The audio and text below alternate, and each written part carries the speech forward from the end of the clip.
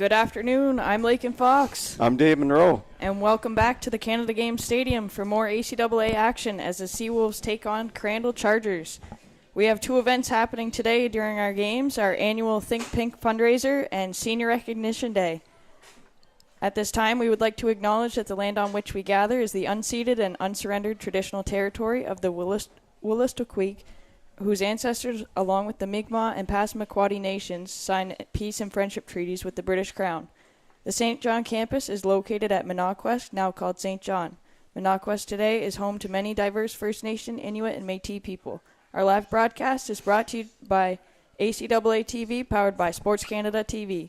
Be sure to subscribe to our Seawolves YouTube channel for all the action this season.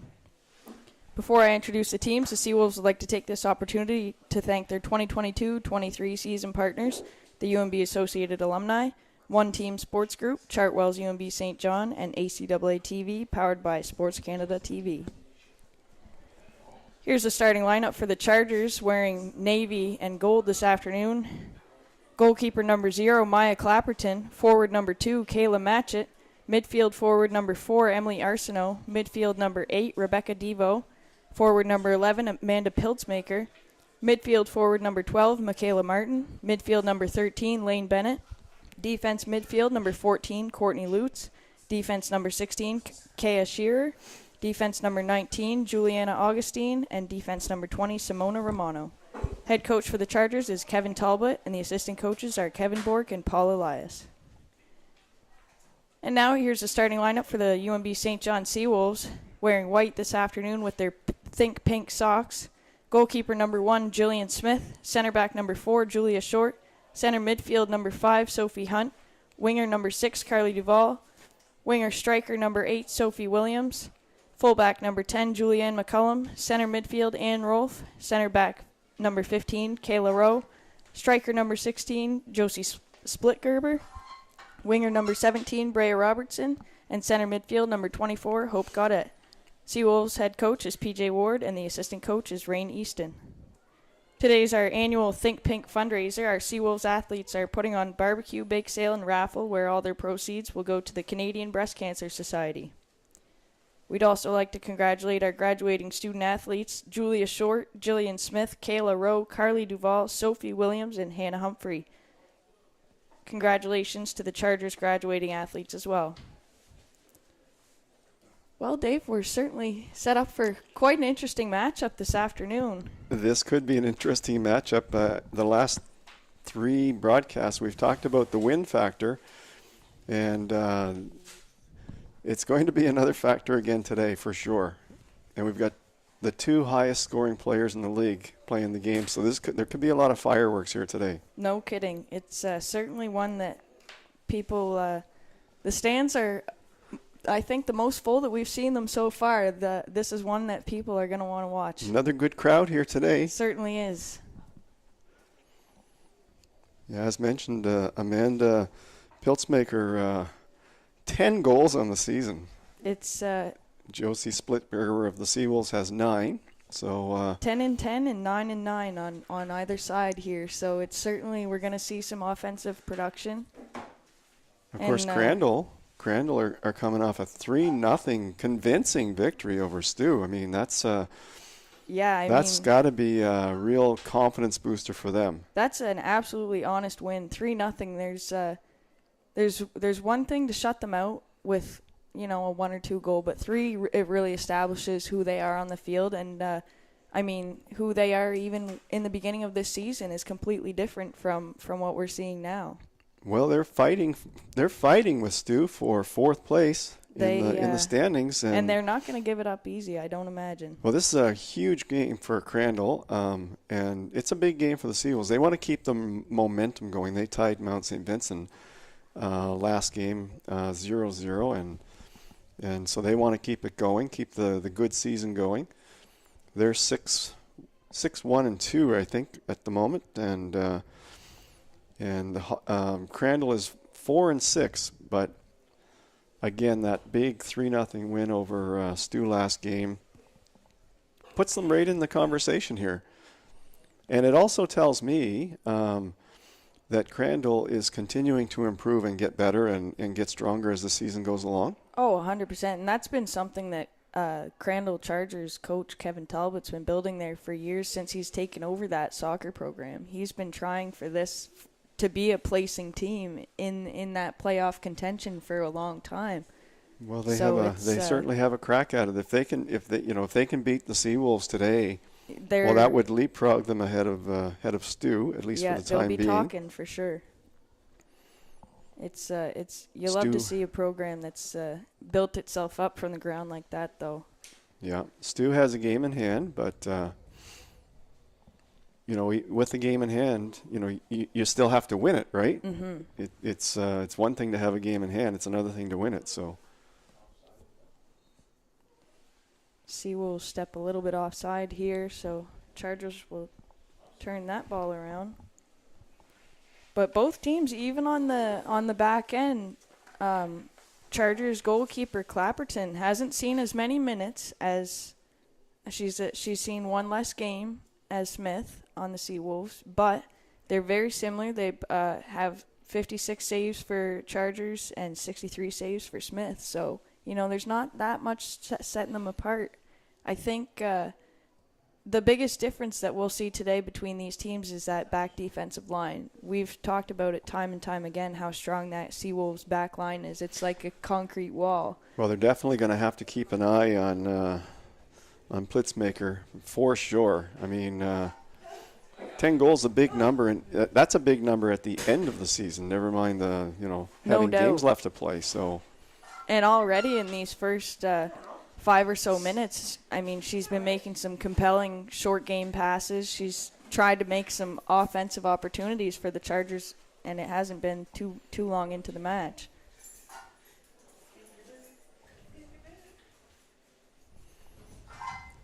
McCullum taking that throw for the Seawolves. She finds Splitgerber. Oh, that. Splitgerber sends a beautiful ball up for Duval, who times her run perfectly. Chargers are just looking to knock that away. Graduating player Sophie Hunt in the middle there. First-year player. Yeah, Sophie's a first-year player out of BC. We do have graduating players today, though. Yeah, I'm looking down here now. That's my mistake there. I'm sure Sophie likes it here, but UNBSJ, but probably doesn't want to graduate just yet. It's the mix-up of numbers. The 5 and 6, Carly Duval. I was looked down and a little bit of confusion here, but we've got it back. No, I didn't see Sophie's academic program. Maybe she's in the accelerated version. The one and done. One and done, that's right. But we will give a shout-out for Sophie because she did make a tremendous effort for CCAA Female Athlete of the Week. Great recognition from them for her effort on the field. Yeah, that's a big deal. That's a big, no doubt, especially as a first-year player. Big award to receive. Looks like we have a wind that's going across the field right now, so it's heading towards the dugouts. And but strong. if it turns and goes one way down the field or the other, it's going to be really tough to play in.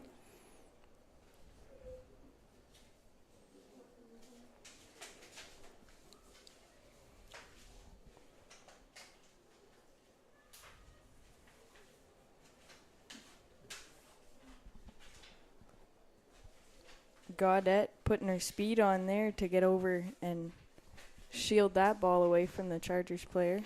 Robertson will follow that one out. Well, it's hard to believe, but we're almost 10 minutes into the game already. It goes by quite quickly when they're evenly matched in that midfield. And I think that we're going to see a lot of that this afternoon. Well, the Crandall, they're going to give the best effort they can. I mean, this could really take them one step closer to the playoffs. Mm-hmm. And Crandall really isn't, they didn't have to travel too far down the road to get here today, so it's not like, travel legs won't be a huge factor for them, so it's It's a very evenly matched setup here that we have today.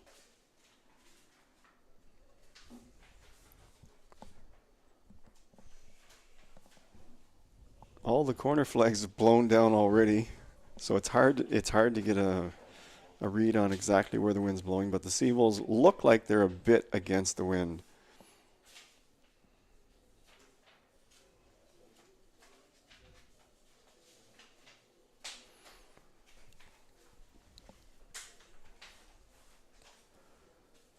If you just joined us, there's no score. UNBSJ Seawolves versus the Crandall Chargers. Seawolves in white, Chargers in dark blue.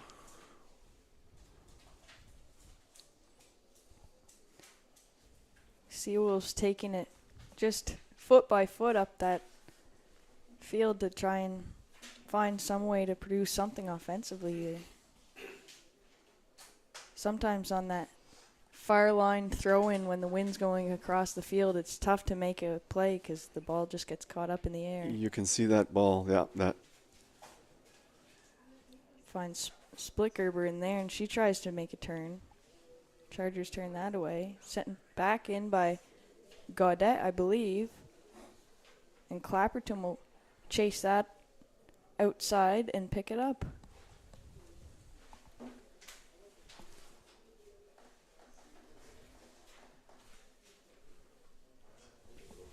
It's a great read by Clapperton to find her open player, Michaela Martin, in the middle. Sent back to Smith. Smith resets to short.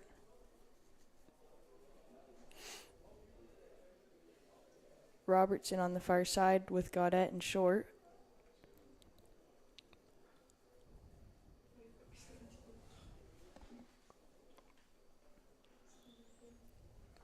Williams couldn't quite get a hold of that, and it's turned back by the Chargers. Seawolves are marking, they're placing close marks on Plitzmaker. Short was able to knock that ball off of number 13, Lane Bennett, on the Chargers, so that'll be UNBSJ ball on the far throw-in. Well, you have to pay attention to the players who can beat you. There has to be special attention paid to those players, because she has 10 of their 14 goals this season. So there's McCullum trying to knock that forward for the Seawolves, and knocked out by the Chargers, number 16, Kaya Shearer. Yeah, we talked last Seawolves game just earlier this week about how, as a goalkeeper for Smith, knowing that somebody coming up on you has not just like a lot of goals, but double digits goals. Oh yeah, that's intimidating. So it'll be critical for Smith to maintain her composure as the Chargers advance offensively. That's right.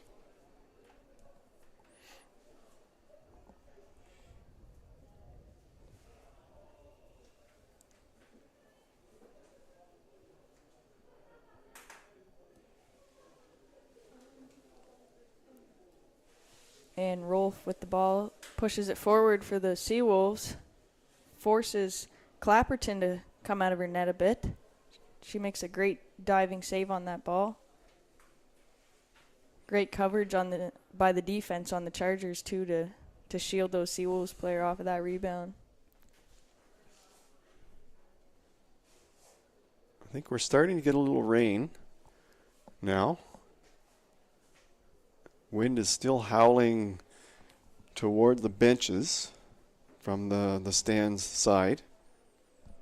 Flags are almost in line with the benches.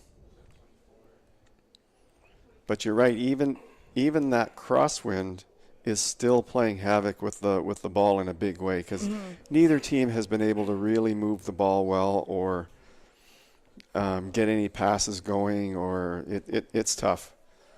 Yeah, I think we're going to find that quite a lot of the play this afternoon is going to be saturated on that side of the field just simply because of the wind factor.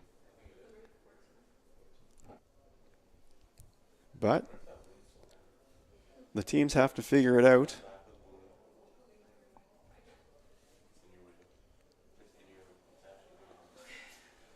Looks like there's going to be a corner here for the Chargers. I believe it was a wind factor that. Well, it'll be made interesting that to see if happen she for the can even Wolves. kick the ball to the net. I don't think she's going to be able to with this wind. Sometimes in that particular corner, I've seen it have several calls. It's one thing to be able to get the ball to sit still and set up for the kick, but it has to come into play. Well, this is one time where I think that short corner might serve well as too, because you're just moving it a little ways and then you're kicking it in. Absolutely, and I think we'll see Smith will play quite short on her goal kicks as well, just to try and maintain that possession of the ball. Yeah, and she's digging a hole here to try to I know that keep story the ball all too from well. moving. Maybe you should have provided shovels to the keepers before the game, but.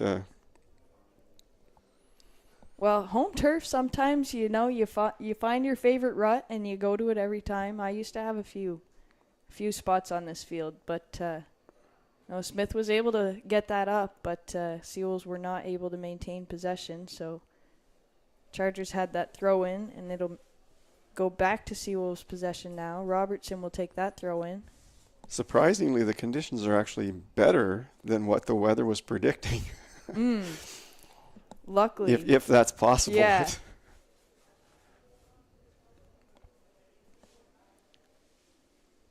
Both teams just trying to find some sort of spark of momentum here. Duval trying to push that forward. Splicker is able to step in and help out. She sends it forward for McCullum, but that's shielded by Simona Romano for her keeper, Clapperton. Yeah, McCollum made a run from the left fullback position. And that's something we've seen already this season. They've got some great legs back there in McCullum. She's a great playmaker, defensively and offensively. It's a great shield by Robertson to keep number 13 Lane Bennett off that ball and make sure that was able to get back to Smith. Kayla Rowe. Plitzmaker and Splitgerber, they've been quiet so far, but we both know how explosive Splitgerber is, and obviously with 10 goals, Plitzmaker is the same way. Oh, absolutely. And Piltzmaker there, we just saw her shoulder to shoulder with Kayla Rowe, obviously a very talented, experienced player on the Seawolves team, so she was able to force Rowe to make that small mistake to turn over and have that throw in, and now the Chargers are right there on their doorstep. And we've got a bit of an elbowing foul here. It's a free kick opportunity for the Crandall Chargers. Looks like Piltzmaker's setting that up. From here, that could be a dangerous. That could be a big opportunity for the Chargers here. It doesn't particularly look like the wind is exactly going in the direction that Smith would want it to be. It's a little tough to tell from here, but Seawolves are definitely marking tight on this one. Michaela Martin and Piltzmaker set up for that one. Piltzmaker drives it straight to Smith. Well, you had to expect that. And Smith was ready for it. Yeah, she was ready. She was expecting that. She was ready for that one. Top scorer on the team is going to take the shot. Yeah. And somebody who scores the way that Piltzmaker does, I mean, you know that they're going to there's be Piltzmaker. intelligent. She play it's a goes great on move there. By McCullum to keep her off the ball. She goes into the turf. Piltzmaker was She's looking not happy with that one. Looking to the side official to make a call, but he doesn't have a whistle, so I'm not sure what that'll do. There's Sophie Hunt turns it forward for the Wolves again.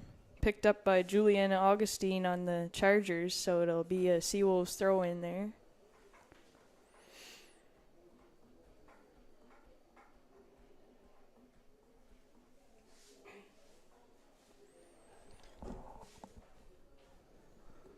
Well, we're 20 minutes in.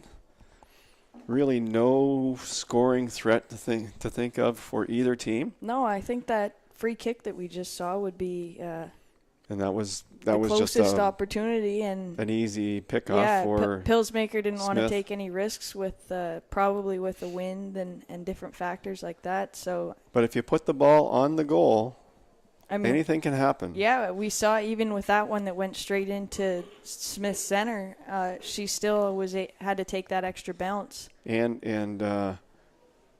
you know, if she mishandles it, maybe there's a rebound.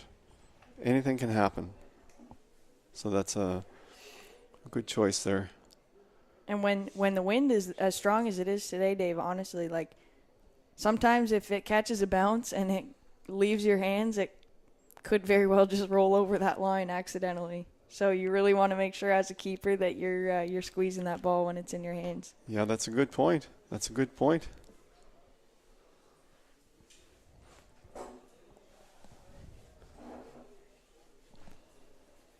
The Chargers throw in just in front of their bench.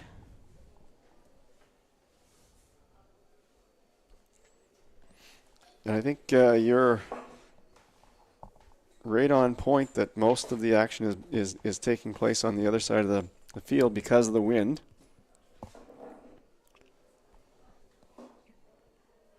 Wolves are able to turn that ball over.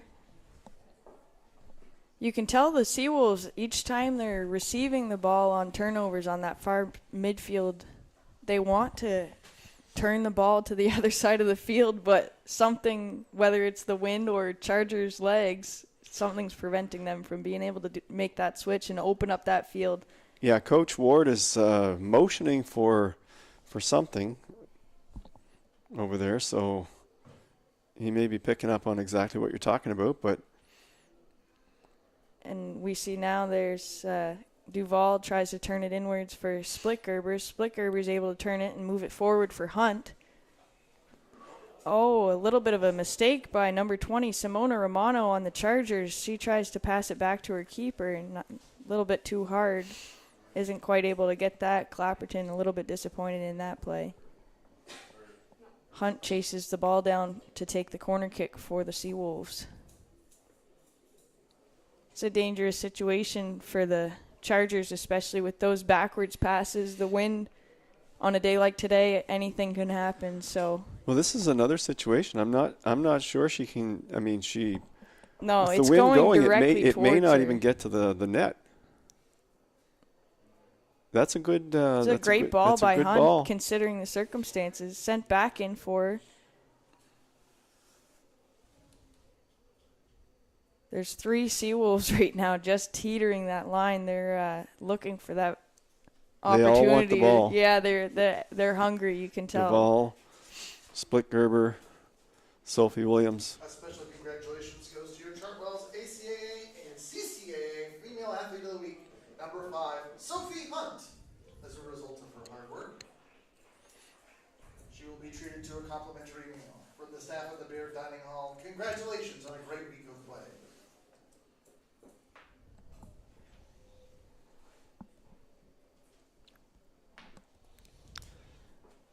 Fans, this is Think Pink Weekend. While we do not charge admission today, we encourage you to make a donation to the Think Pink Cancer Research Fund. Be sure to check out the various initiatives the Student Advisory Committee is putting on today, including a bake sale and raffle, as well as a kick for tuition. At the Another far throw in for the Chargers here. Picked up again by Sophie Hunt inside. And the flag is up. I believe she stepped just outside, or the ball rolled just outside, sorry.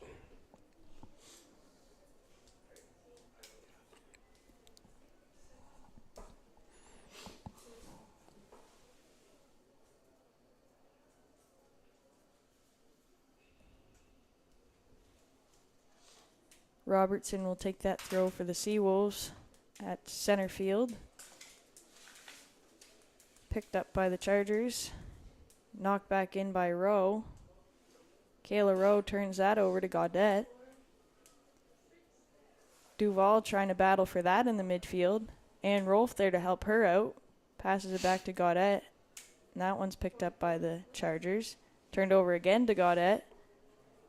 Gaudette looks for Split Gerber. It's a great couple of midfield battles here for both teams.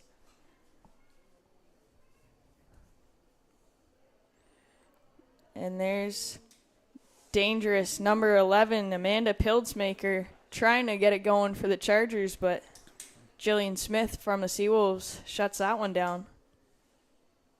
She pushes that out to short to reset. You could see the lights come on quick for No doubt. Pittsburgher on that one. She didn't take her long to get into high gear when she saw that chance to. Yeah, it was a great. There's a lot of similarities between the way that Pilsmaker and Splitgerber start their runs. It's once they get on that horse, they're gone. Very similar players. Maybe that's why they're 1-2 in the scoring. I would say that's a pretty good indication. Yeah. There's Duval trying to pick that up for the Wolves. She's not able to get it on her feet. Short tries to head it forward for the Wolves as well. Picked up again by the Chargers. Robertson's got lots of space there to work with, so she pushes that up to Williams, on that far wing.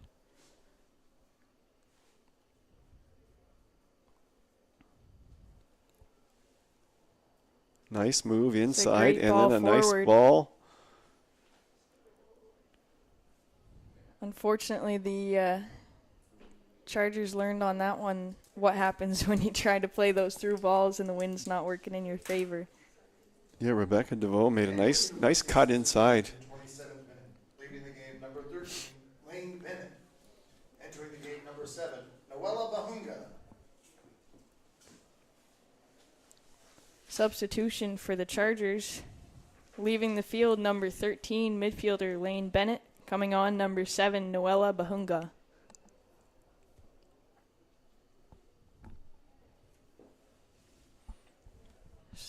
Just about under 20 remaining in this first half, and looks like Coach Talbot wants to test out some fresh legs in his midfield section.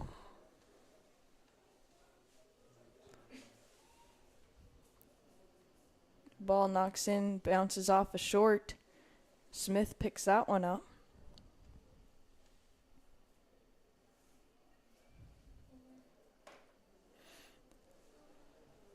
Substitute number 7, Bahunga, has 1 goal on the season, so makes sense as to why Talbot's looking to have a few more feet with some points behind them on this season, up in his striker positions. So she actually joins Pilsmaker as a striker.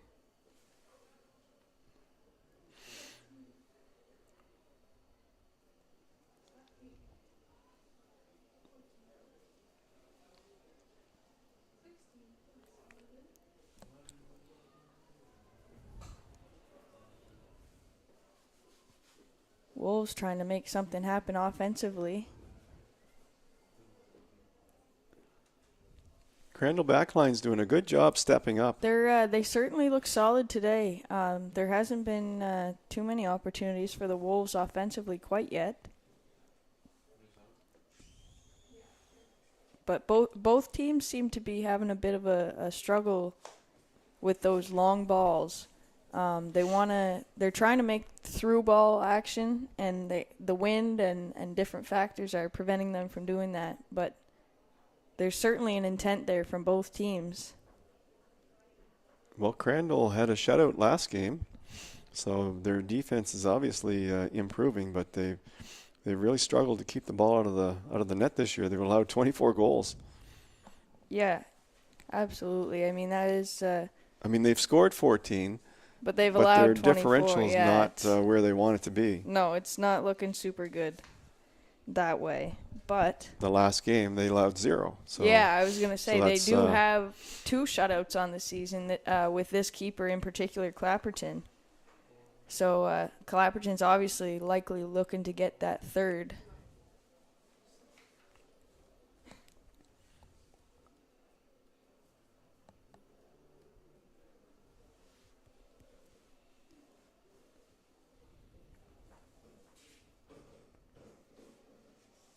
Clapperton having a little bit of a struggle there to get that ball to settle on that line for the goal kick.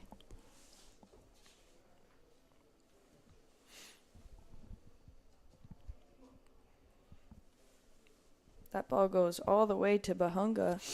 She looks to turn and find Pilsmaker, but the Seawolves were not going to allow that to happen very easily.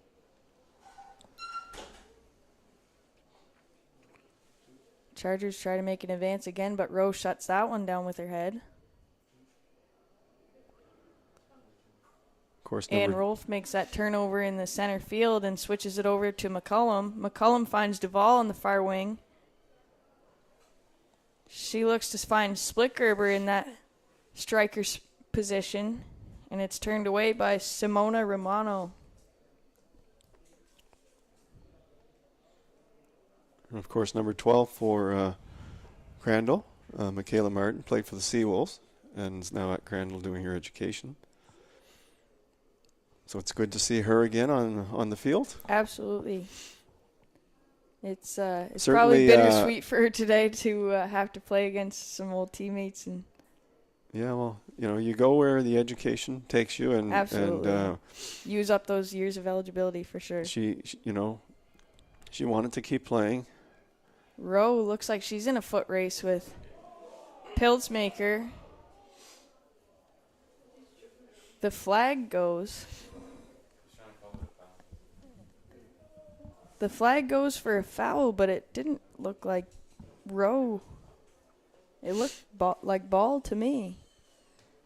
We'll see how the referee decides it ultimately. It was a bit of a trip up, but plays happen so fast. Referee having a bit of a discussion with Duvall.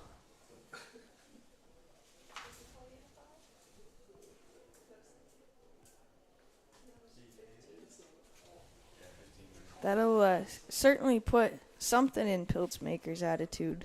I think it'll make her a little bit hungrier for a goal. Getting a little bit more physical in this match.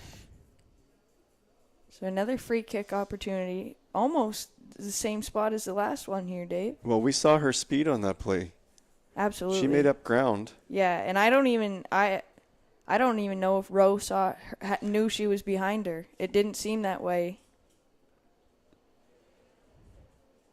Again, having a hard time keeping the ball from moving. Smith arranging for Duvall to be her one-woman wall in front of her on this free kick. Pilsmaker lining up for the lefty kick. She sends that far away from Smith's net. And that certainly is probably a sigh of relief from Smith. Fans, you could win big at our Kick for Tuition at the halftime of the men's game. Sign up below in the grandstand. That would be nice to win. Tuition. Oh, wouldn't it?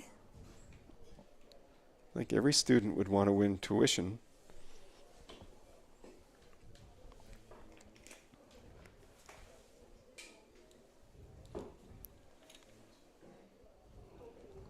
There's Bahunga knocks the ball forward to Pilsmaker. Smith was able to grab that one up, and she's taking her time to walk to the edge of her 18-yard box. She rolls it out to McCullum. Pilsmaker's right on her doorstep. Sent back to Smith. Smith doesn't want it anymore. McCullum chases it back out. Duvall, Megs.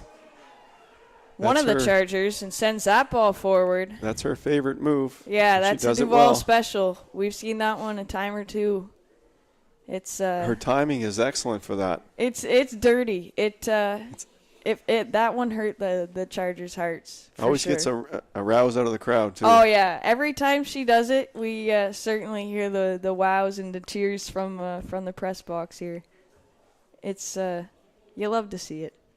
Think Weekend, be sure to check out the various initiatives the Student Advisory Committee is putting on today, including a bake sale and raffle at the grandstand.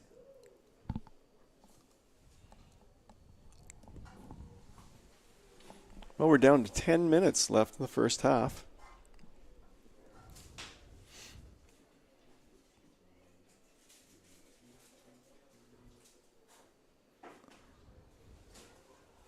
a ball called out off the Chargers, so that'll be a Seawolves throw-in almost at center field.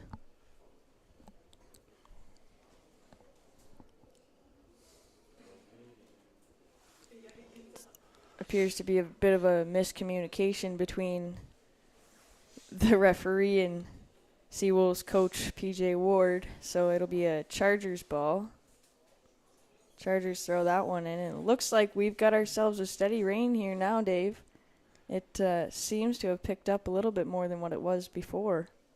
Yeah, the only good thing for the players is it's warm out today. Yeah, it is quite muggy, but with that wind going, it'll get chilly. Especially as a goalkeeper. Yeah, that's exactly all I could think of was Smith down there and her blue threads, her new blues. She's gonna want to make sure that she gets the old jog steps in. Did you ever have the luxury of getting cold as a goalie? A few times. That usually means there's not a lot of action, right? Yeah, back in the olden days, in 2016-2017 season, when the Chargers were still building their program, we did not see as much offensive action. So those previous Crandall games, they were a bit different than what we're seeing here today. So it's nice to see Smith get some action and hopefully keep herself warm. Yeah, 16, 17, that was a long time ago. Yeah, it's been a minute, Dave. Thanks for the reminder. UNB St. John substitution in the 37th minute, leaving the game number 5, Sophie Hunt. Entering the game number 9, Anna Salamone. Seawolves making a substitution here late in this first half. Number 5 center midfielder Sophie Hunt leaves the field. Number 9 Anna Salamone comes on. And that's a rational decision here from Coach Ward. He wants to see something happen offensively, and who better to put in than somebody who's got 2 assists on the season? I mean, that's what you want to see, somebody who knows how to make those smart plays, smart passes. So we certainly have that in Salamone in the field here. Chargers taking a deep throw there.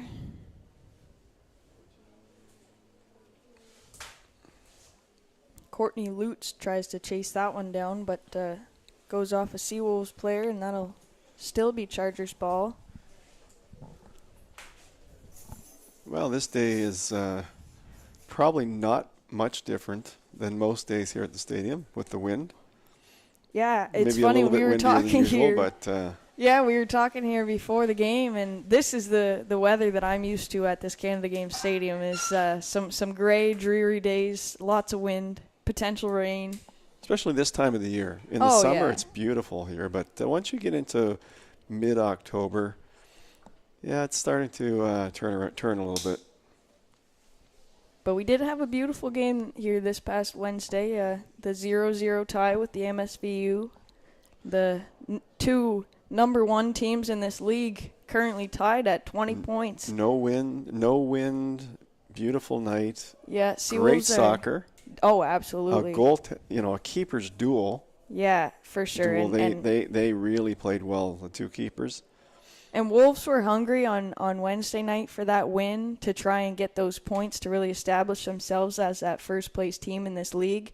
Unfortunately, they couldn't quite get it done. Neither team could. It was so evenly matched. Well, Mount St. Vincent. So they're bringing that same momentum to this game today. They want to really lock in those points. Yeah, and Mount St. Vincent showed why they're perennial contenders for the ACAA championship. Absolutely. I mean, they moved the ball around. It was certainly a playoff matchup that I think we'll see again later in the postseason.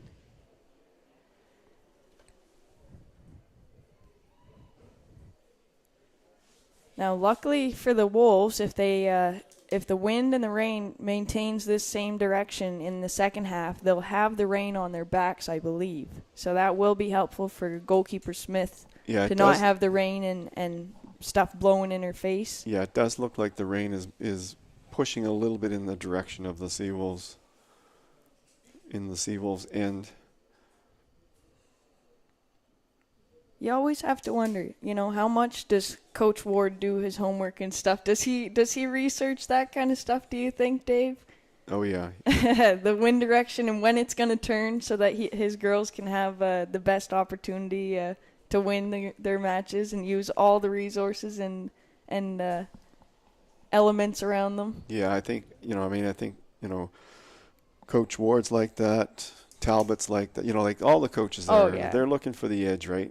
And they're going to do whatever, find whatever information they can to and Coach Talbot's got just countless years of coaching under his belt. I mean, he coached me back in Team NB development program when we were 14, 15 years old. There's a lot of good coaches in this league. Absolutely, both on the guys' side and the girls' side. Oh, now this... There's Pilsmaker trying to get it going for the Chargers, and she bobbles that far over Smith's net. Oh, I like, obviously what I like about her is that she's willing to take the chances. She's absolutely, and that's what you want to see in a striker is somebody who's not afraid to just knock the ball anywhere, and if you can hone in on those skills early in the athlete's career and get them to knock them towards the net and really direct their force and the power that they can put on the ball. I mean, you got an unstoppable player. Clearly, they're not worried about her. Yeah, 10 goals on the season. She knows what she's doing. So. And you can't score unless you're shooting. No. It's a great midfield footwork by number 24 on the is. Seawolves. Hope Gaudette. There it is. Seawolves put it forward for number 8, Sophie Williams. Williams was able to knock that one off the Chargers players, and that'll be a Seawolves corner kick late in this first half. Well, whatever the Chargers have done the last couple of weeks to solidify their defense is working because, to come into this game with 24 goals against in how many games? They're 4-6 in 10 games. 10 games. Really, it's 8 games because they got 2 shutouts. So that's 3 goals against per game for the other 8 games. So they're really doing well here today with on the defensive side. No doubt. And I was looking at the different averages that they've got on the ACAA.ca website for all the different teams, and both of Crandall and UNBSJ have similar goals and goals for averages. So when it comes down to the per game production, these teams are very evenly matched. It's a great opportunity for the Seawolves. Duval tries to knock that in towards the net. Clapperton will follow that one out. Clapperton was very wary of that back right-hand post. I thought that was going to sneak into the back side of the net. Yeah, and I mean, we don't have a good angle to see that, but from our angle, it looked like it was maybe going to sneak in the back. There's Pilsmaker on her horse for the Chargers. She's certainly fast. It's something to see, Dave. It really is. She's got some intense strides. There's power and length in them. Her legs are very fast. Salamone trying to battle it for the ball in the midfield for the Seawolves. She's able to win it over. Knocks it back to Rowe. Sophie Williams going shoulder to shoulder with Kayla Matchett, number 2 for the Chargers. Both teams just trying to get some composure on the ball here. Short couldn't quite get it, so she sends it back to Smith. Smith back out to Short. Short takes her space and knocks it forward. Splittgerber tries to control that. Sent back up for Duval. There's no question the Chargers are developing their team. 100%. And They're Kevin's doing a great job with that. just the passing that we've seen in this first half alone. They're doing great short balls, great long balls. Hasn't been a whole ton of communication in that back line where they've sent it back quite as much to play with the keeper as much as they have as the Seawolves have with Smith. And we were fortunate to see Mount St. Vincent on Wednesday, and there's just very subtle differences between the top teams and You know, a team like Crandall, it's 4-6. And it could be Mount St. just Vincent. small factors such as like the team's confidence in having whoever's in net whichever game, you know? It's those small little psychological factors that could make or break somebody's performance in a game. Duval throws that in trying to find Splickherber. Splickherber goes for a race with Romano off the Chargers. Sent back in for the Wolves. And the Wind picks that one up and carries it deep. But Mount St. Vincent, they strung multiple passes together. Very much so. Very under control all the time. You know, as the first place team, they were certainly under control. Yeah, Crandall shows glimpses of that, but there's a little bit more inconsistency. Absolutely, and there's clearly a change of pace from the game that we saw between the Seawolves and MSVU on Wednesday compared to what we're seeing here. And that's the first half. The score is 0-0 for Crandall University Chargers and your UNB. So that's our first half.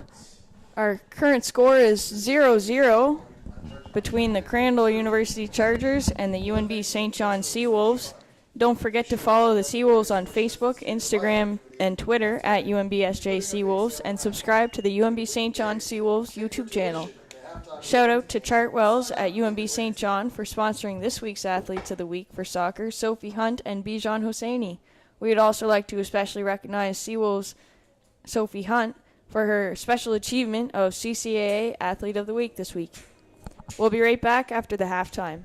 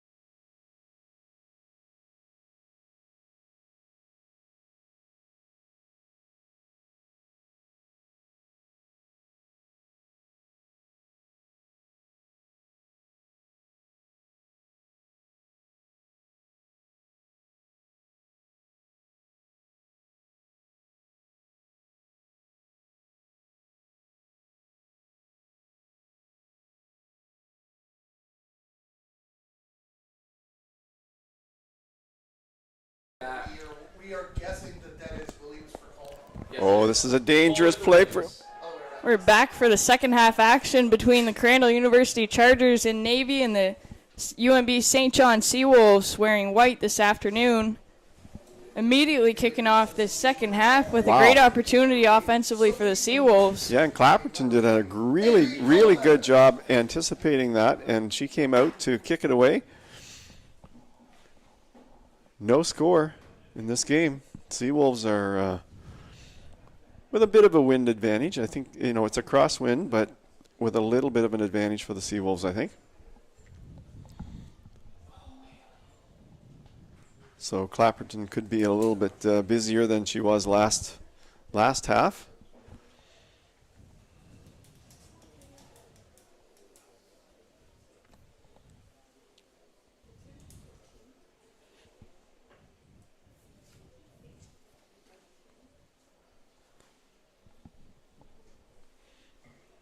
The rain is falling here at the stadium.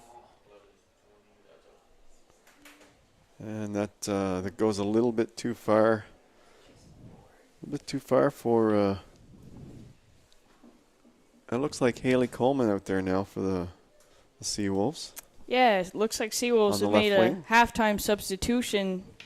Winger number 8, Sophie Williams, subbed off, and number 20, Haley Coleman, subbed on. She's already had a few touches on the ball, it looks like, and Coach Ward wanting to put some fresh legs out there for the second half.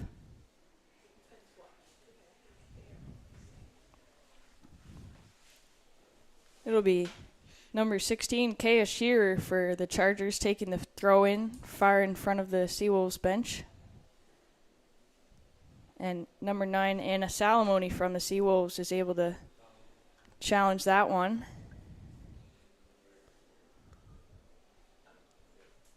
Great idea on the Seawolves bench. Someone brought an umbrella.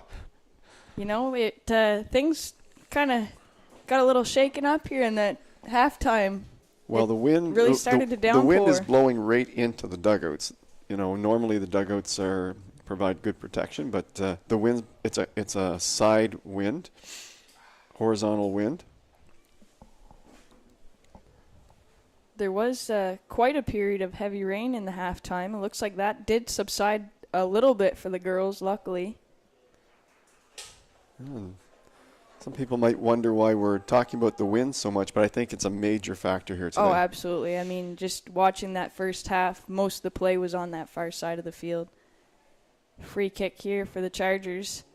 Tossed far over that Seawolves back line, easily picked up by Jillian Smith.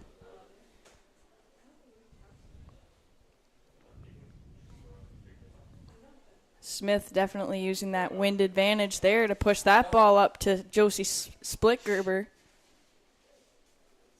She was in a foot race with Kaya Shearer, but wasn't able to produce on that one, so that'll be a Chargers goal kick. Well, it'll be an interesting second half here. See if the change in sides makes any difference for either team. And even just that little bit of extra water saturation in the turf makes just enough of a difference. It's the ball moves differently when the turf is wet and has a little bit of extra water on it. So as a keeper, you must have really had to pay close attention to any skidding. Yes, ball skidding. I mean, skidding and bouncing, just different stuff goes on when there's water on the turf, and even just making saves. If you happen to catch a ball right in front of your face, there's spray, there's turf bits that are flying at you. I've had turf bits in the eyes, in the mouth, and that those little minor things, if you have to make a rebound after that and you've got turf bits in your eyes, it's a little bit hard to, play to your absolute strength. That's a real good point. But I do know from a physical maintenance point of view on this field, if it's raining, players will take home half the turf in their socks and their sneakers. And definitely. Sometimes in their skin, just from... Yeah, it gets on the uniforms everywhere. It sticks to everything. Yeah, we... Most soccer teams and teams that play on the turf like that will they actually air dry their gear afterwards, like the uniforms, because the turf bits get caught in the uniforms and then it becomes a fire hazard in dryers. It's a bit of a knock up there for Jillian Smith with the Chargers forwards, but she was able to get up from that one, luckily. And I've been impressed with the Chargers' speed on the back line. Josie Splitgerber, she's been beating players all year long, but she hasn't been able to beat a Charger player here yet. Not quite yet, no. But they are. We have seen a change in pace here from the Seawolves, I think, just in this. Oh, this is really dangerous. Dangerous opportunity here for the Seawolves. Amanda Pilsmaker tries to lay one past Jillian Smith, and she was just short wide. She almost made it her 11th goal of the year. Almost. She's 11's looking for 11 today. She's been hungry. She's been putting balls on the net all day, and luckily for Smith, that one was able to squeak past her post. Well, and Smith again anticipated, came way out, challenged way out. And interestingly enough, Dave, I just looked at the flagpoles, and during that whole play, they were completely down. So the wind was not a factor in that situation at all. But, beforehand, that very well could have been dangerous. There's Splitgerber for the Seawolves on her horse now, trying to find that cross in. She's able to look past Anna Salamone to get Gaudette's feet. I think the one thing in favor of Crandall's favor. It's a great challenge by Robertson to continue with that ball. We've got a Crandall player down. Crandall player's on the carpet. Carly Duvall crosses that in, and the ball is sent back out by the Chargers. Hope Gaudette brings that down. Players waiting for the whistle on that play.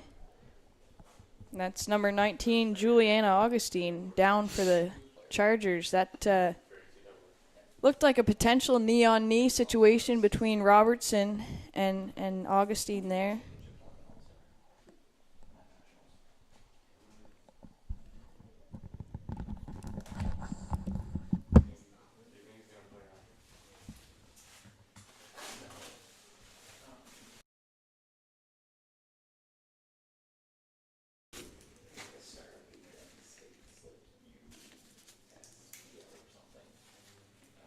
Athletic therapist checking out Augustine on the turf there in the Chargers half of the field. Smith looks like she's having a bit of a meeting in towards that center circle with her defensive line, trying to get organized that way. Yeah, she's telling her defensive line, hey guys, don't let that happen again. Yeah, that was too close. Hey, remember that thing where that girl who has 10 goals was running really fast towards me? Please don't let it happen again. That's certainly what Smith was saying, or something along the lines. We see Chargers player Augustine. She's up, but she's limping off, so we'll likely see a substitution come in for her.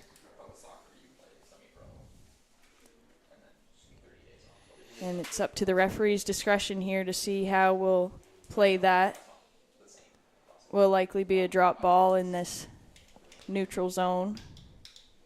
I don't see a lot of substitutions available on the Chargers bench, so it is quite a short bench that they've got there today, but sometimes it's not about quantity, it's about quality. Absolutely. So 19's out, 6 is in. And number 6 for the Chargers, Julie Daigle, comes on to the field for her.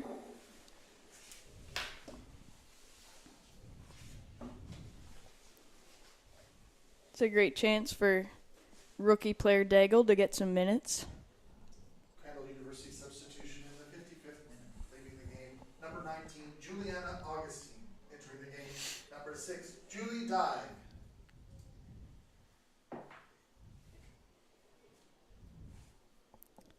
Seawolves playing this far wing with Robertson. Robertson tries to send that in towards the penalty spot, but she had an unfortunate bad touch off her front toe there, so that'll be a goal kick for Clapperton.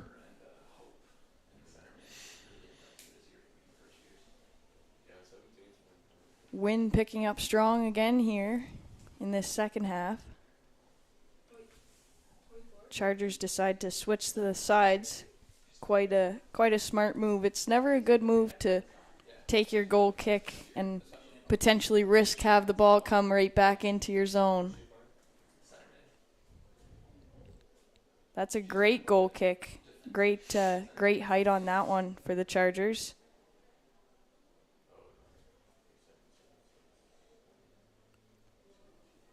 Back out to Robertson on that far wing for the Seawolves. Knocked in again. Looks like the wind might have picked up on that one because Clapperton's gone for a bit of a chase. Well, I think there's if you're looking at the officials' flags, the wind looks like it's blowing directly at the Crandall net now. Mm-hmm. So I think Crandall are going to have their work cut out for them in this half. I think the Seawolves, you can already see the tear. I mean, other than that one great chance that Crandall had, the territorial advantage has shifted to the Seawolves. And it looks like the rain now just... And you can see the rain going horizontally towards the... coming down in sheets, so Clapperton will have a bit of a struggle with that rain potentially blowing in her eyes.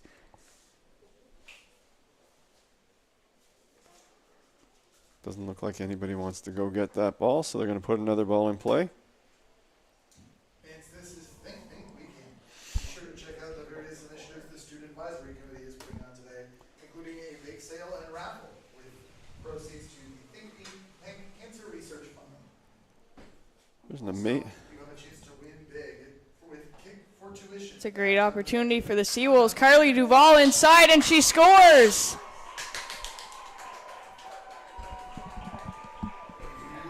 Carly Duvall receives that, I believe, from Haley Coleman. 58th minute by number 6, Carly Duvall! Well, we talked about it just a minute ago that I think with this win going the way, I think Crandall will be hard-pressed in this second half. No doubt. And all the players at this point are certainly feeling some discomfort. I mean, they've had a lot of minutes under their legs. The rain's been just coming down. You know, their jerseys are soaked. Looks like Piltzmaker's a little bit upset in the Seawolves box. She was a little bit run down, but no call on that play. An elbow. She looks to the head official and then look to that side official. Robertson will come up that far wing with the ball. She sends it in towards the box. A little bit too much speed on that for Splicker to pick up. Clapperton taking her time with the ball there. Pops just over Gaudette's head, picked up by the Chargers. Some intense speed from Bahunga. She's been chasing that ball down like crazy in this second half. She some really intense speed by Chargers number 7. She and great physical play as well. She's really hungry for that offensive opportunity. Well, Crandall, they know that this could be their playoffs on the line. Mm-hmm. Absolutely. Because if they drop this one, they'll fall to 4-7 with one game left. Yeah, I was going to say there's the most wins time ticking at this point. Most wins they can get is 5. Looked like there was a Seawolves injury, but everything seems to be sorted out on the field now. Jillian Smith lining up to take her goal kick. And using the wind sends it to half. Simona Romano for the Chargers in a foot race with Splitgerber, but she was able to get the first touch to knock the ball out wide. I was going to say the way the first half was played, the Crandall defenders didn't have to do a lot of running. No. I mean, sprinting, they did not have to do much. No, there was not much chasing happening. So they should be good in the second half, but they should be good to go. The injury, we'll see what that does to their lineup. With Augustine going out. Seawolves were probably likely trying to find that second goal play with a similar play in that far corner, but they couldn't quite get it to happen. So the Chargers are going to switch the field here. 29 minutes. The Seawolves just scored. Carly Duvall. A nice cutback. I don't know if that was Split Gerber or who cut that ball. But maybe it was Coleman. I believe it was Coleman who had that little cut back to get around the Chargers player in the corner and find Duvall right in that front spot. So Duvall, I mean, she had time, she had space, and she capitalized on that. And that will give Duvall 2 goals and 1 assist on the season, which moves her into second place in points on the Seawolves roster.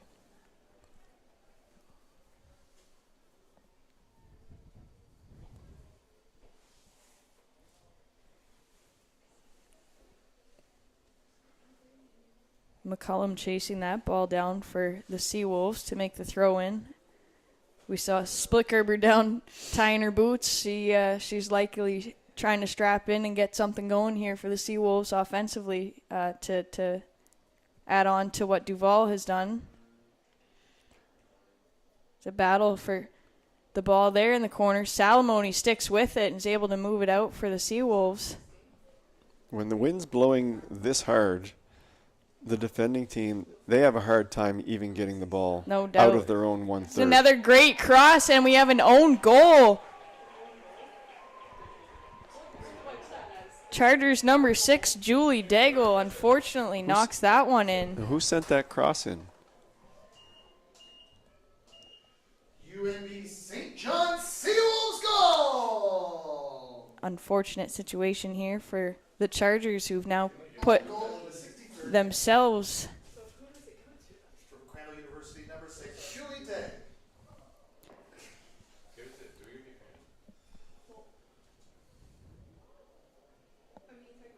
A little bit of an upsetting situation there for Chargers keeper Clapperton, just knocked in behind her off a bad touch. Yeah, and Daigle she just came into the game. Yeah, it's the price it happens, right? But, unfortunate that she... That's the risk you take when you put fresh legs and a fresh mindset in your back line, especially in these games with such strong offense, such strong midfield and defense like the Seawolves have built. I mean, you hate to see it because you know exactly how it feels. It's a devastating feeling, especially as a first-year player. She was trying to clear the ball out of trouble, right? That's what, Nobody ever tries to score on themselves, so it's upsetting for Daigle, but, it's 2 goals. There's still that's right. Probably close to 25, 30 minutes left in this match. We can't count the Chargers out for sure because they've put up a relentless matchup so far in this game, and they certainly have the capability to turn it around.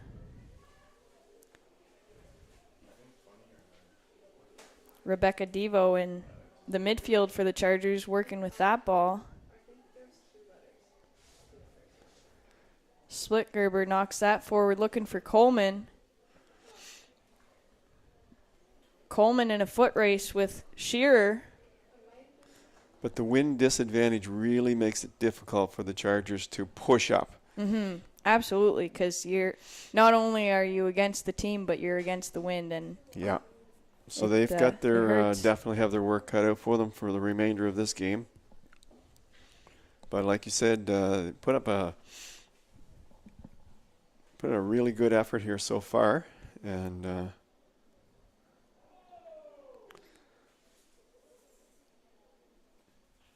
it's a physical play from Chargers number 7, Noella Bahunga. So it'll be a free kick there for the Seawolves.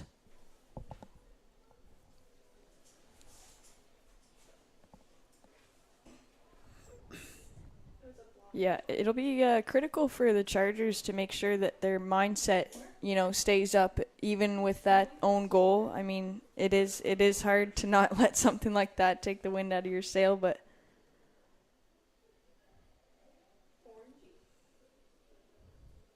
there's Piltzmaker trying to get it going for the Chargers, and she couldn't quite get the touch on the ball that she wanted.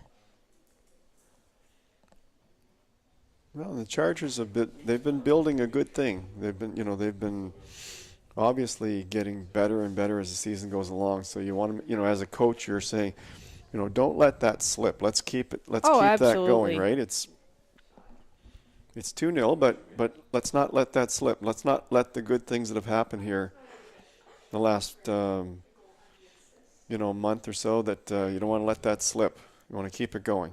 There's Duval persisting for that ball to get it up to Splitgerber, but Clapperton's able to step out to the top of her 18-yard box and easily pick that one up.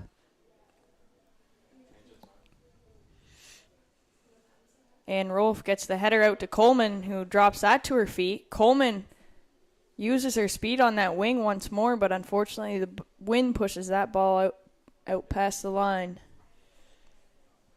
Well, it looks like the rain has stopped for the time being. Splitgerber trying to push that ball through the Chargers' defensive line. Couldn't quite get it through. Chargers trying to get it back up the field.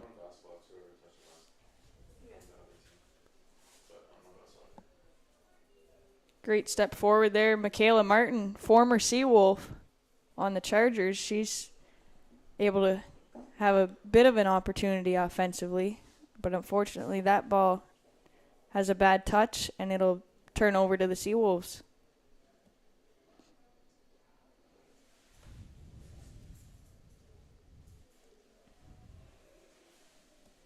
Seen lots of action this match from McCullum on that far defensive position. She's been active on the throw-ins, on the runs. Defensively, offensively, she's been very important for the Seawolves today.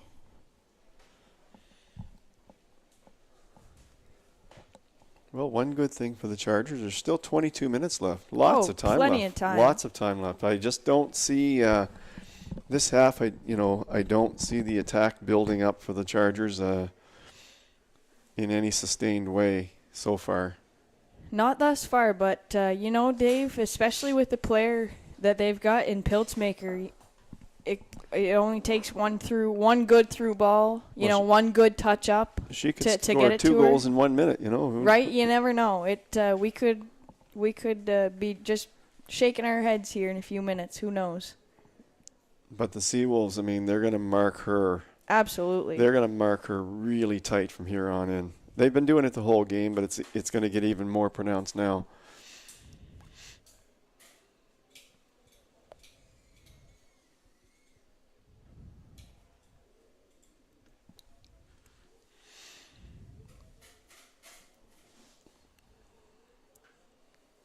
It's been a great pace of intensity coming from the Seawolves this half for sure, compared to the first half, where it was a little bit more of a lull compared to what we have seen in previous matches.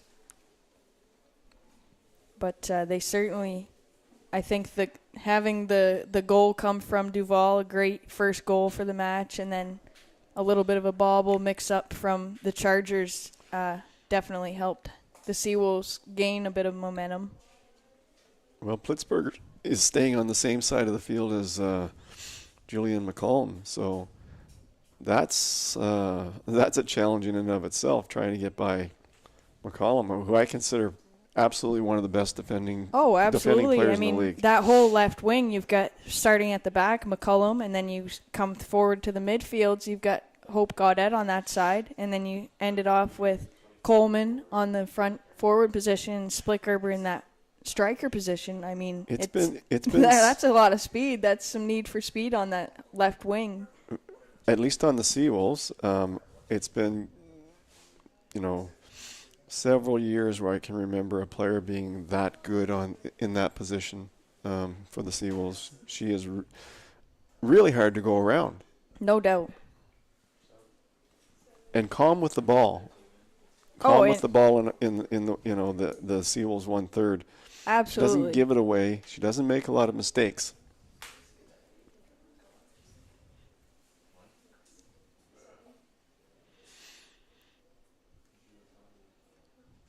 Crandall Chargers have made a substitution. They took off number 7, Noella Bahunga, and put back in number 13, Lane Bennett, that she originally substituted on for.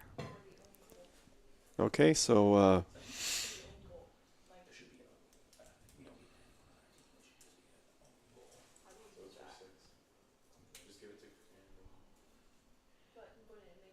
I was thinking of Augustine, who went off with that injury, but she's not back in yet, so she must be off for the game.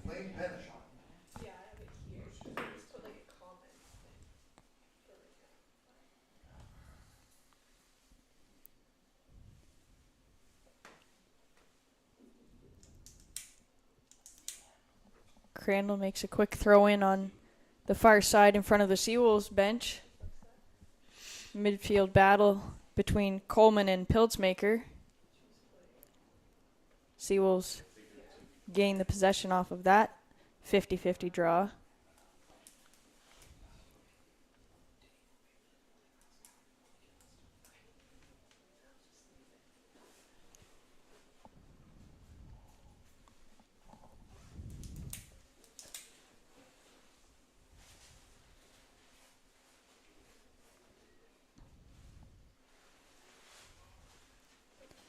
It's a great leave by Ann Rolfe for Carly Duvall in the midfield for the Seawolves, but unfortunately the Chargers picked that off of them. Chargers try to move that forward. Run down by Lane Bennett. She wasn't able to quite get there in time.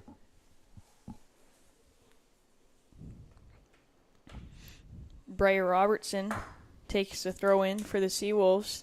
Another great defensive player for the Seawolves that's had a great offensive and defensive game.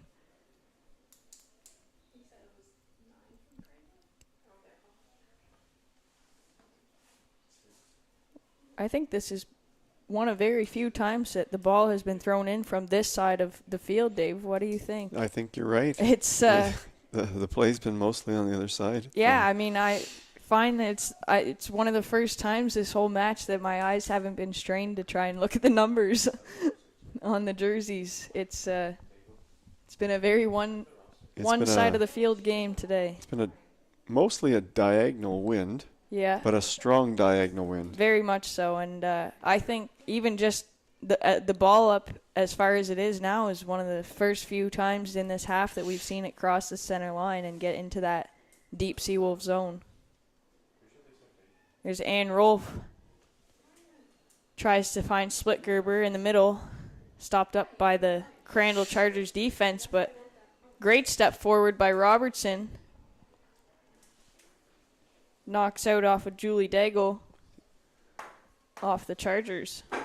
Yeah, Daigle anticipated that, moved up quickly and knocked it to the sidelines.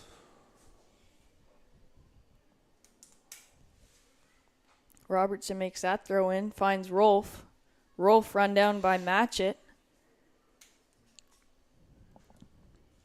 Anna Salamone for the Wolves trying to find something and make it happen. She passes back to Julianne McCullum, as we said, making some intense defensive and offensive plays. She comes up all the way from Seawolves' back line to take that shot, and it goes over Clapperton's crossbar. That's a great setup by the Seawolves to make that call and organize that play to happen. With the wind the way it is, high balls are the way to go because these keepers, I mean, it's difficult to get to those high corners. That's a real good goal kick. I am impressed, Dave, with the goal kicks that we've seen today. Given the wind, both goalkeepers on both sides have been able to. Well, Clapperton's doing the drop kick, and a defender's doing the kick off the ground.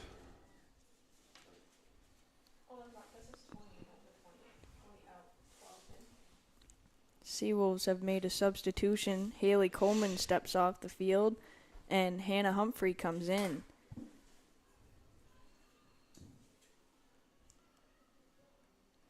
UAB St. John substitution in the 76th minute. Graduating player for UNBSJ, number 12, Hannah Humphrey. Number 12, Hannah Humphrey. It's a great cross in there by the Chargers. And that's a goal. That's a goal. That ball's in the net. I did not realize that was happening. Looks like a goal by potentially number 13, Anna Bennett. Or Lane Bennett, sorry. Possibly Piltzmaker. Yeah, we'll need to get an official We'll wait to get our official ruling confirmation on that one. But that is a Crandall Chargers goal. We have ourselves a 2-1 game. Well, we talked about that. They have plenty of time left. There's still 14 minutes left. 13. Absolutely. 40-some. Crandall University goal scored in the 77th minute by number 13, Lane Bennett. So we do have confirmation now that Crandall Chargers goal by Lane Bennett crossed in by number 11, Amanda Piltzmaker.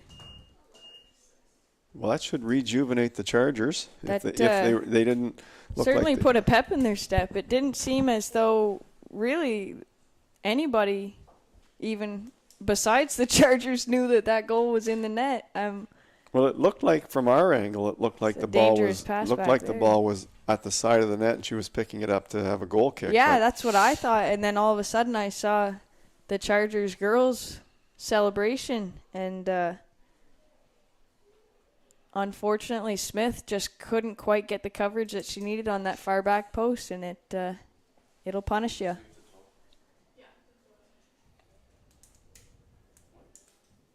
Crandall Bennett's second of the year.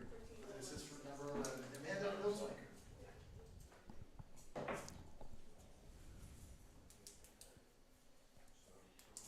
So a brand new game here. It's 2-1 for the Seawolves. Approaching 12 minutes left in the game. The Chargers with new life. They certainly have been rejuvenated, and it'll be interesting to see how this affects the Seawolves play. Chargers players here calling for the goal kick, and the referee decides to give it to them. Split Gerber had that ball on the goal line there in the far corner. Well, if enough people put their hands up. You know, sometimes it really pays off, and sometimes if the goalkeeper puts their arm up, the referee will respect the discretion of the goalkeeper because, you know, the goalkeeper wants to be challenged. They don't want to give up opportunities to make saves and, you know, make themselves look good as well, so they're not going to call it out unless it really is. Or at least I didn't. I'll put it out there, Dave. I was an honest one sometimes. Piltzmaker trying to make a play there, and she finds her forward player. Michaela Martin, former Seawolf. And there's a flag up on that play. And that'll be Seawolf's ball.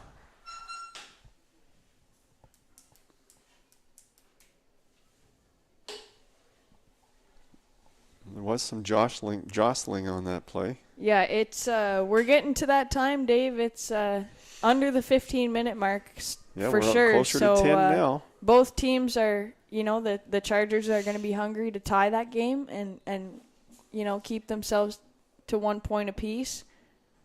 And the Seawolves are hungry to, you know, get points and start taking over that first place officially. They're certainly tired of tying with MSVU for that first place spot. Duval crosses that ball over, and it's picked off by Daigle. Daigle taking her space up that side wing. She's trying to find Lane Bennett, goal scorer for the Chargers. That was not a bad play. Great play and great use of speed defensively by Robertson to step on that ball and shield that one out. And great teamwork by Short to back her up as Robertson goes down they're both with Bennett. Wiping off the The turf bits. The turf bits, the granules. Weekend. Be sure to put out to check out the various initiatives the Student Advisory Committee is putting on today, including a bake sale and raffle benefiting the Think Tank Cancer Research Fund. Also win big with our Kick for Tuition, which will take place at the halftime of the men's game. Sign up in the grandstand. Looks like there's going to be a free kick. Well, I expect we'll have quite a few people here by halftime of the men's game with the kick for free tuition. No doubt. That was student, always one all you that have to do is sign up. When we lived in residence, that was always one that we would tell all the residence kids to come over for. Because, I mean, everybody loves a good free tuition opportunity. I guess. Oh, wow. There's Michaela Martin on a through ball for Chargers. Forward. Oh. Piltzmaker stops it up on the line, and the Seawolves defense are able to clear that one out. She had pretty well an open net. Wow, was that close? If that was not the closest that she'll get to her 11th goal before actually getting it, I don't know what is. She's hungry. She was smart this time. She made a move around. Yeah, she knows that Smith is an absolute threat, an absolute weapon, especially in that 6-yard box. Smith is not going to be afraid to take her feet out from under her. So she was smart to make that extra touch. It's just a matter of what you're going to do after that touch. That's the mark Don't of panic. a good goal scorer, because the last time she tried to beat her on the shot, this time she tried to deke her and take it and dribble around her, and it almost worked. It was certainly one that made Smith's heart rate increase, I would say, because that was close, and that we were very within inches, I would say, of having ourselves a 2-2 game. Your good goal scorers, they make adjustments, right? Oh my goodness, it's those are the people that are they're absolute weapons. There's a reason why.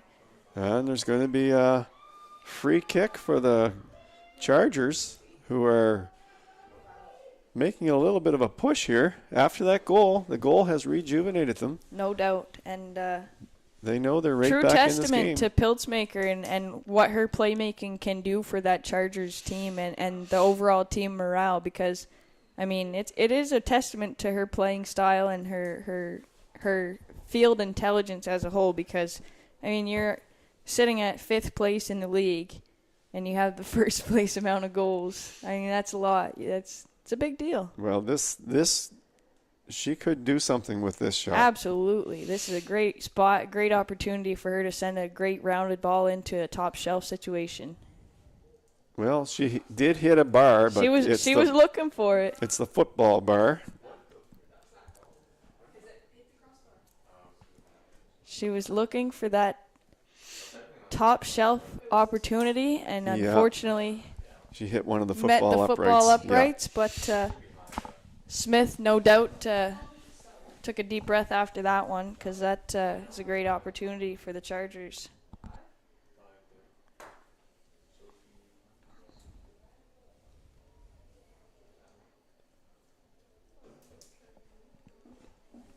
St. John substitution of the 84 to 10. Leaving the game, number 9, Anna Salomon. Entering the game, number 5, Sophie Hunt. Substitution here late in the match for the Seawolves. Number 9, Anna Salamoni coming off the field. Number 5, Sophie Hunt stepping on once more. Hunt's been an absolute offensive weapon for the Seawolves this season, so Coach Ward no doubt wanting to put those rested legs back on and, really take those 3 points in. Hunt's a first-year player, but she's playing like an experienced player. Oh, most definitely. She does not mind having the ball on her foot. No, there's so much confidence that she radiates in that forward midfield position.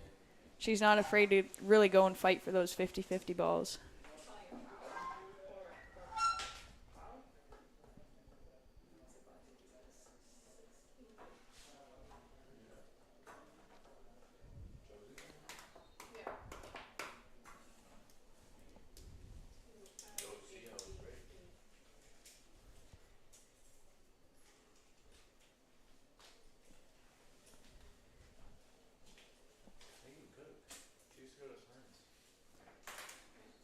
Chargers make a late substitution as well. Coming off the field, forward number 2, Kayla Martin, stepping on number 18, Megan Cook. Crandall University Coach Talbot, no doubt, wanting to get some fresh legs in his forward line as well to potentially have a tie situation. It's, at least for the Chargers in this situation that we're looking at here with just under 5 minutes to go in this second half of this match. I mean, the 1 point is better than 0. It's a great switch of the field by Ann Rolfe. Unfortunately, just a little bit too far ahead of Hannah Humphrey.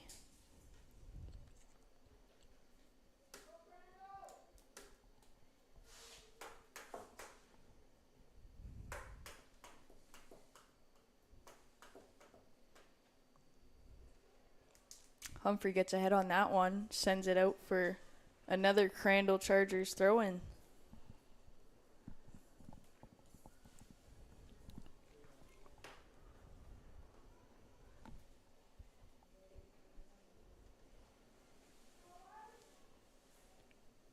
Chargers looking to make another forward advance. Ball in the air there. Gaudette trying to bring that down for the Wolves. Rowe trying at it. She able to knock that one up the field. Sent back again by the Chargers. Yeah, Chargers are definitely taking their chances more now. There will be some add-on time from the official. A couple of people went down this half for... Absolutely.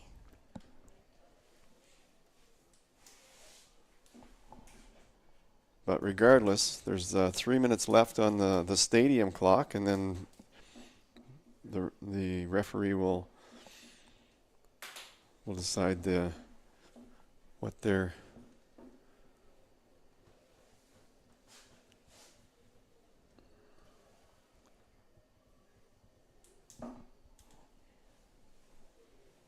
It's a good job by Shearer to follow that ball out for the Chargers. She makes that throw in straight to the feet of Pilsmaker, sending that up. She's looking to find Michaela Martin in her forward line. Martin battles through quite a few Seawolves to get that through. She was held back a little bit there. Chargers will keep that ball on the far line.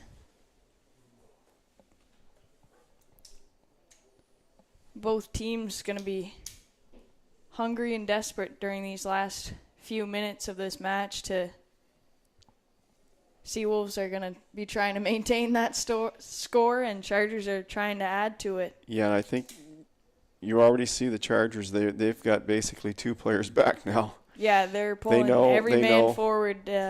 As long as they're above that center field line, they want as many people involved in that offensive play as they can get.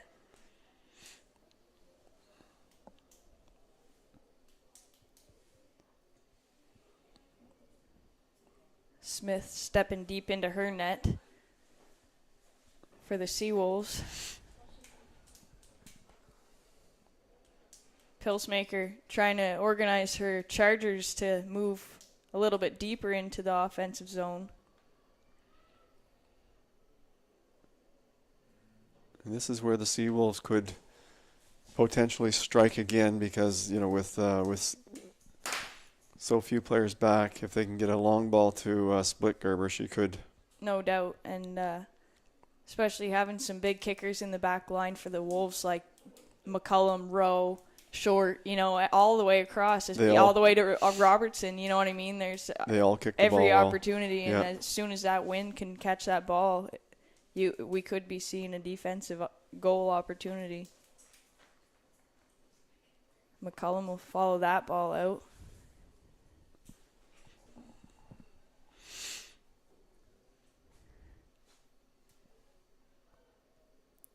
Pilsmaker makes that throw in once more for the Chargers. The fourth official has indicated a minimum of 4 minutes at a time in the second half. So we'll see about 4 minutes of added time from the officials. Yeah. Clapperton almost made a big, she almost took that ball outside the 18 there, so. Yeah, that is always a risk when you're playing on a field that has multiple lines. Yeah, the turf lines that are painted with football lines and soccer lines. So this UNB St. John turf, we're looking at the yellow lines are the soccer lines and the white lines are actually the football lines. That's so right. It can be quite confusing. because especially that 18-yard box is so critical. It's a great catching and then diving save by Jillian Smith on a fireball sent out by the Chargers. You just love to see how confident she is on that ball, you know, and I think that that's what helps the Seawolves maintain such a composure as a team when they're playing, is just knowing that Smith kind of is confidently holding them down at the back. Carly Duvall just kind of taking her time going down the line, kind of eating up the seconds on the clock. Forced Crandall to push the ball out, and Seawolves have a throw in.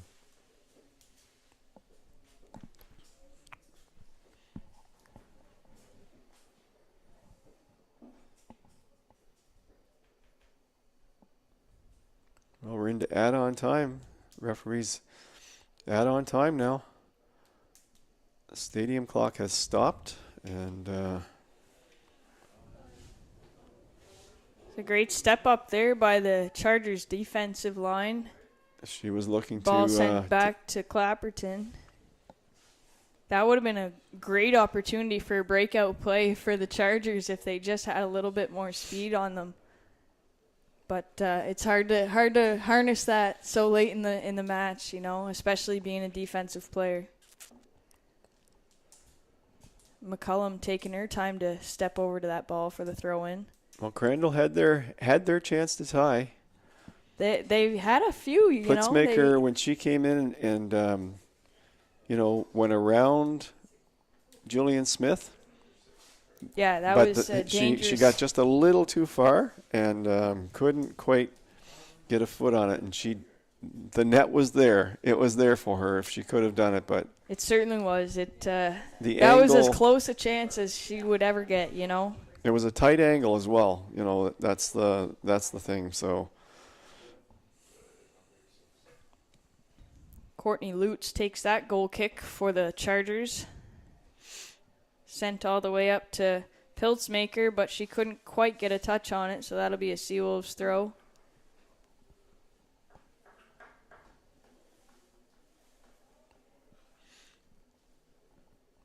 Well, sometimes you only get one or two chances. And that was it. Split Gerber could do some.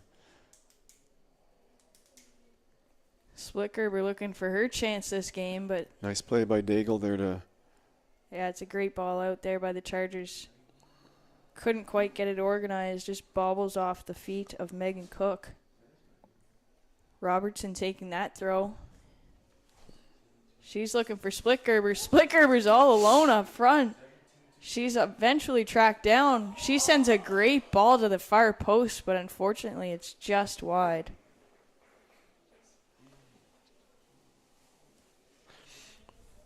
Well, the Chargers have 7 rookies in their lineup, so I think that bodes well for their program in the future. I mean, no doubt. They've taken the team that's tied for first place, the Seawolves, and they've played them tough today.